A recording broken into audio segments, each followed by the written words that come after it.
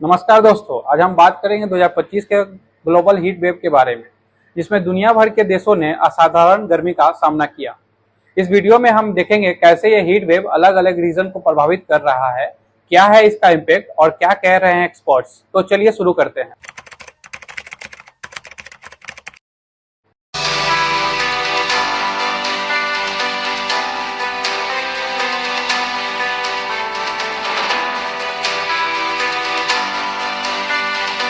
दो 2025 के शुरुआत से ही दुनिया भर में तापमान के नए रिकॉर्ड बन रहे हैं। कोपरनिकस क्लाइमेट चेंज सर्विस के डाटा के मुताबिक जनवरी 2025 का global average temperature 13.2 degree Celsius था, जो 1991 से लेकर 2020 के एवरेज से 0.79 डिग्री सेल्सियस ज्यादा था। ये 1.75 degree Celsius pre industrial level से ऊपर था और पिछले 19 महीनों में से 18 महीने global average temperature 1.5 degree Celsius से ज्यादा रहा है। इंडिया और पाकिस्तान में अप्रैल 2025 में ही गर्मी ने अपना प्रभाव दिखाना शुरू कर दिया। राजस्थान के बरमीर में 8 अप्रैल को 46.4 डिग्री सेल्सियस रिकॉर्ड किया गया, जो कि अप्रैल के लिए एक नया रिकॉर्ड है। दिल्ली में भी तापमान 40 डिग्री सेल्सियस से ऊपर गया। पाकिस्तान के सिंध प्रदेश में तापमान 48 डिग्री से लेके 49 डिग्री सेल्सियस तक पहुंच गया। दोनों देशों के मेट्रोलॉजिकल डिपार्टमेंट ने हीट वेव अलर्ट जारी किया। एक स्टडी के मुताबिक अप्रैल 14 से 15 को आई हीट वेव का कारण ह्यूमन ड्राइवन क्लाइमेट चेंज था। में भी गर्मी ने अपना प्रभाव दिखाया। यूके, जर्मनी और फ्रांस में अप्रैल के अंत तक तापमान 25 से 28 डिग्री तक पहुंच गया।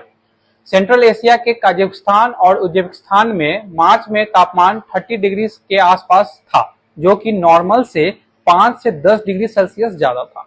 साउथ अमेरिका के ब्राजील में भी फरवरी 2025 में गर्मी के कारण स्कूल को डिले करना पड़ा।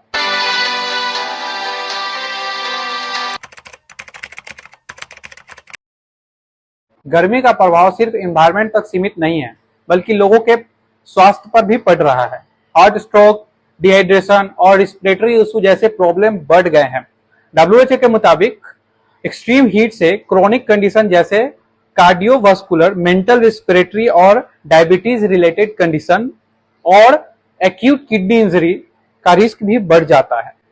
इंडिया में IMD ने ईयरली वार्निंग जारी किया और उत्तर प्रदेश सरकार ने हॉस्पिटल को हीट रिलेटेड इलनेस के लिए तैयार रहने को कहा।